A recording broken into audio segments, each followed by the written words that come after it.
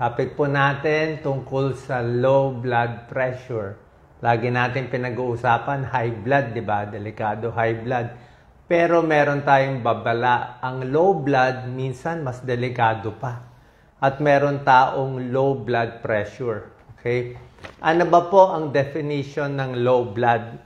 Pag sinabing low blood, definition natin, yung unang numero ng blood pressure, yung systolic BP, less than 90. Pag mas mababa sa 90, low blood tawag doon. Yung diastolic blood pressure, yung numero sa ilalim, less than 60. So, 90/60 ang pinakamababa na pwede nating tawaging normal pa. Pero kung mas mababa pa sa 90/60, let's say ang blood pressure, 80/50, o baka mamaya 70 na lang over 40, yon delikado na yon. Pag 70, I think talagang hindi na normal yon, delikado yon, tagilid na yon. Pero merong mga Pilipino, nakikita ko, kahit 80/50 ang blood pressure, kung babae, payat naman, wala naman nararamdaman, payat, babae, minsan okay lang. Siguro mas maliit sila. Pero as a general rule, basta less than 90/60, low blood pressure. So, tingnan natin kung ano ang dahilan nito at ano ang senyales at kung delikado ba o hindi. Okay? Pag may sintomas, usually hindi maganda. Ibig sabihin, okay, tingnan natin bakit na low blood? Let's say 80/50, ganyan, o iba pa, o mas mababa pa. Ano mga dahilan? Number 1 cause ng low blood pressure ay tinatawag na orthostatic hypotension. Ang orthostatic, nakaupo o nakahiga, biglang tatayo ka, mandidilim ang paningin mo. Didilim, parang matutumba ka, minsan may nagko-collapse, minsan nasusuka pa, kasi nagkulang ng dugo Sa biglang tayo mo, nag-ipon yung dugo sa paa, sa katawan, hindi nakapunta sa utak. Yung ganon, usually yon sa mga matatanda. So, ang tips natin doon, galaw-galaw lang yung paa, upo muna dahan-dahan, galaw-galaw paa para gumanda circulation, tapos dahan-dahan ng tayo. Mas maganda nakahawak pa kung matagal kayo nakahiga. So, pag ganito, hindi naman talaga delikado. So, orthostatic hypotension, sit to stand. Yung iba naman, dehydrated. Na-dehydrate, nagtae, o naubusan ng tubig sa katawan, nagkulang ng dugo, nahihilo. Yung ganon, kailangan mo lang uminom ng maraming tubig. Meron din naman sa gamot, baka nasobrahan ng gamot. Baka may high blood siya, nasobrahan ng gamot sa high blood, bumaba masyado. O may gamot siya para sa puso, nasobrahan yung inom, bumagsak naman sobra. Meron din naman ganon. So, pag nasobrahan ng gamot, tapos na low blood, ang ginagawa doon, titigil mo lang yung gamot. Tigil lang yung gamot, tapos higa-higa lang muna. Maganda nga nakahiga. Minsan ginagawa namin, ang first aid namin nakahiga, tapos yung paa nakataas. So, higa ka sa kama, paa mo nakataas para yung dugo pumunta sa puso, pumunta sa utak. Kailangan kasi may dugo sa utak para hindi mag-collapse, hindi himatayin. Tapos hihintayin mo lang kung na low blood dahil nasobrahan ng gamot, usually after 12 hours, after 24 hours, naihina yung gamot, babalik na ulit sa normal yung blood pressure mo, titigil mo. Pero bihira lang naman to yung nasosobrahan ng gamot. Usually, mas marami sa atin high blood Okay, so that's orthostatic hypotension. Second, meron din na low blood dahil sobrang daming kinain na kanin. Hindi tayo nagbibiro. Sobrang daming kinain na tinapay o kanin. Ang tawag dito, postprandial hypotension.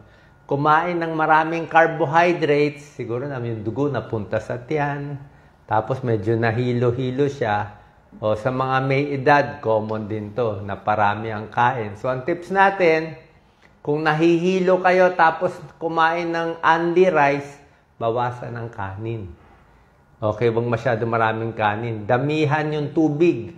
Baka nagkukulang ka sa tubig, kaya na low blood. Tapos, bawal ang alak. Yung malakas uminom ng alak, yun ang mas natutumba. Mas nalo-low blood. Hindi maganda yung parang masyadong relaxant itong alak kaya hindi maganda. Marami nga hinihimatay, di ba, sa alak. Number 3, meron din naman bumabagsak yung blood pressure. Ito common to number 3 sa mga mas batang edad. Yung nakatayo lagi sa let's say military, lagi nakatayo o mga sundalo o baka merong practice yung mga high school matagal nakatayo sa sa flag raising ceremony. So pag nakatayo na matagal, hindi ginagalaw yung paa, bumabagsak. Tawag dito, neurally mediated hypotension. So yung hindi ginagalaw yung paa, matagal nakatayo, biglang magko-collapse na lang. Parang yung mga ugat niya lumuwag, nahilo. Kaya dapat, pag nakatayo kayo, sipa-sipa ng paa. Sipa-sipa ng paa. Para yung dugo, wag mag-ipon sa binti, umakyat hanggang sa utak natin. Galaw-galaw para hindi pumano. Kasi pag matagal nakatayo, mainit pa, bagsak. Meron din number 4, mga rare causes ng bagsak ng low blood pressure, yung mga may Parkinson's disease, at meron pa mga rare na Shy-Drager syndrome. Pero minsan nakikita namin to, yung mga ugat nila talaga parang lumuluwag Kaya pag tumayo, bumabagsak. Pero ito, bihira to. Tapos, ito naman, number 5, merong mga serious cause. Ito, mahalaga na to. Mga seryoso at delikado at nakamamatay na dahilan ng bagsak ang blood pressure. Ito yung linya namin bilang cardiologist, bilang internist. Ito, dito kami talaga, pag may dumating sa emergency room, yan agad iniisip. Pag low blood, ito agad iniisip namin. Ano tong iniisip naming delikado at seryoso? Number 1, meron ba dumudugo? May pumutok ba sa tiyan? May pumutok ba sa matres? Meron bang sugat? Baka naubusan ng dugo. Low blood yun. Delikado yun. Naubusan ng dugo, nakamamatay. Pwede rin sobrang anemic. Iba naman yung anemic sa low blood. Pero meron talaga yung kulang na kulang sa dugo. Sobrang anemic na low blood din. Pwede rin. Another cause yung bagsak blood pressure, yung 70 na lang BP, ito, sepsis. Sepsis is bacteria kumalat sa dugo. Okay? Infection kumalat sa dugo. Severe infection, kumalat na sa dugo, bumuka yung mga ugat, kaya bagsak ang blood pressure. May ganyan yan. Septic shock. Sobrang allergy, pwede rin, bagsak. At syempre, bilang cardiologist, ito yung kinakatakot nating low blood cause, which is cardiogenic shock. Ibig sabihin, yung puso, ayaw nang bumomba. Wala nang lakas yung puso niya bumomba. But walang lakas na heart attack, sobrang massive heart attack, na barahan yung malaking ugat, ay na mag-pump. Wala nang blood pressure. Pwede rin heart failure, hindi lang heart attack, humina ang puso, may problema sa valvula, cardiogenic shock, delikado to, babagsak na talaga yung pasyente. Sabihin, may heart problem. Okay? So, yan ang mga causes from not so serious to serious cause. Ang serious yung bleeding, infection, cardiogenic shock, malaking heart attack. Okay?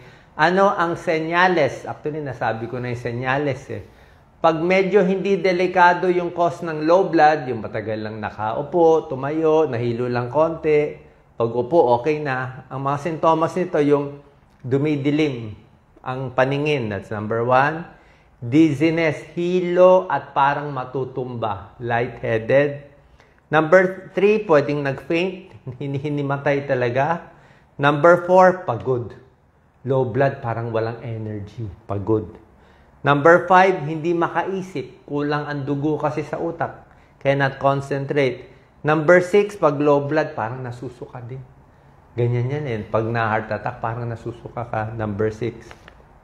At kung seryoso ang cause ng low blood, yung heart attack, cardiogenic shock, yung talagang bagsak na yung blood pressure, yung talagang tagilid na yung pasyente, yan yung wala ng mahina na pulso. Yung pulso mahina na, ang tibok, mabilis na. nanlalamig na yung kamay, namumutla na, mabagal na, at mababaw na ang hininga. Pwedeng mabilis pero mababaw na. At doon, ang last symptom ay namamatay ang pasyente. Biglang titigil nila yung puso. So, depende sa cause ng low blood ito. Anong laboratory chine-check? Okay, ECG, syempre. Check sa ECG, baka heart attack. Okay? CBC, complete blood count. May infection ba? Anemic ba? Check din ang blood sugar. Yung sobrang taas ang blood sugar at sobrang baba ng blood sugar, nalo-low blood din sila. Anong gamutan natin sa low blood? Okay? Ang gamutan dito, depende sa dahilan. Kung kulang ka lang sa tubig, payat ka, kulang sa tubig, inom lang maraming tubig. Kung nasobrahan ka ng alak, bawas sa alak. Kung nasobrahan ng gamot, adjust yung gamot. Depende sa cause. Kung ang cause ay infection, gamutin yung infection. Kung may nagdurugo, sasalinan ng dugo. Okay? Pag heart problem, aayusin yung heart problem kung maayos pa. So yan, inom na maraming tubig, tigil alak, adjust yung gamot. Number 3, pwedeng compression stockings.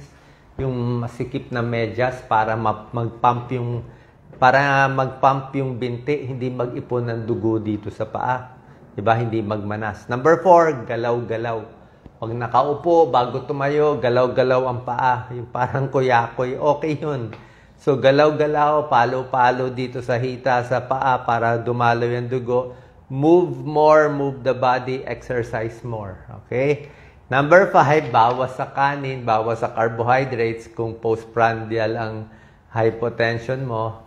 At syempre, kung ano ang problema dito, unang pupuntahan syempre, cardiologist. Kasi siya yung, doon tayo muna sa mas serious. Baka may heart problem, kaya ayaw bumagsak.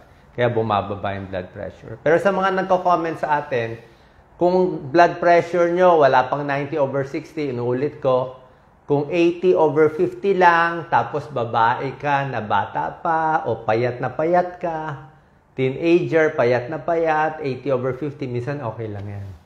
Okay, check mo lang ang dugo mo, wag lang sobrang anemic. O kung may edad na basta payat na babae, minsan sa Pilipino, 80/60, 80/55 po pwede pa. Basta wala ka nitong sintomas na hilo, nagdidilim, natutumba, minsan pwede yan. Pero kung dati, ang blood pressure mo dati ay 120/80. 120/80 ka. Tapos biglang bumagsak ng 90/60. Ibang usapan yon. Ibig sabihin, may nangyayari sa katawan kaya nagkakaroon ng low blood pressure. Tulad ng sinasabi ko, minsan ang low blood mas mahirap gamutin sa high blood. Ang high blood, bilang cardiologist, ang dami namin gamot sa high blood, 1,000 ang gamot namin dyan. So, pag high blood, bigyan ng gamot para bumaba. Pero pag low blood, walang gamot na pampataas. Merong gamot pero hindi talaga tataas. O, yung merong mga binibigay sa swero, pero yun ang mga pang-ending na yun. Yun talaga yung mga epinephrine, dopamine, dobutamine, yung pipilitin mo na lang bumomba yung puso. Para nag-injection ka ng adrenaline para pinipiga mo yung puso. Pero yung mga ganyang, hindi yan pang matagalan. Talagang yung super low blood na mahina ang puso, minsan mas mahirap gamutin. So, alagaan ng puso, huwag maninigarilyo, check lagi ang blood pressure. At least may idea kayo sa mga gagawin kung may problema sa low blood. 100/60, hindi pa low blood yan, okay lang yan. Lalo na kung babae, no problem yan. 90/60, pwede yan. Basta 90/60, common yan sa atin, okay lang. 80/60, pwede yan. Kung wala ka pang 100 pounds, basta walang sintomas. Okay? Pero basta may sintomas na, ibang usapan na to. God bless po. Share po natin sa ating kababayan. Thank you.